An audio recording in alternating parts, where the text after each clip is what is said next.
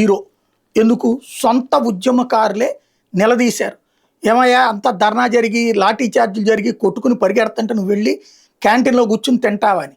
నేనేంటి ఆ లెక్కనైతే మావాడు కూడా తిన్నాడు, తప్పే ఉంది, ఆకలేస్తే తింటాం తప్ప అంటే ఆకలేస్తే తింటాం తప్పు కాదు, ఆ టైంలో వెళ్ళి తింటాం తప్పు అంటూ చెప్పాక ఆ దహియాని అక్కడికి రావద్దని ఏకంగా పెదబొద్దింకైనటువంటి అభిజిత్ దుప్కే చెప్పుకొచ్చాడు. అది ఒక పక్క నడుస్తుంది. రెండో పక్కన ఈ ఎవరైతే ఈ అశుతోష్ రంక, రెండో వైపున ఈ సౌరవ్ దాసు, అభిజిత్ దుప్కే వీళ్ళిద్దరూ ఉన్నట్టుండి కనిపించకుండా పోతున్నారు. ఎక్కడికి వెళ్తున్నారో తెలియదు. మళ్ళీ కాసేపు అయ్యాక 3-4 గంటల తర్వాత వస్తున్నారు. నిన్న ప్రొటెస్టర్స్ రాత్రిపూట్ల అదే నిలదీశారు, ఎక్కడికి వెళ్తున్నారు వీళ్ళు అన్నటువంటి. లేదు లేదు అయ్యి అసలు అట్లాంటి చర్చ తీసుకురావద్దు, అదంతా బీజేపీ వాళ్ళు ఆడే డ్రామా, మీరు అట్లాంటిది అంటే గనక మీరు వాళ్ళ వైపు ఉన్నట్టు జాగ్రత్తగా చూసుకోండి అని చెప్తున్నది ఇప్పుడు.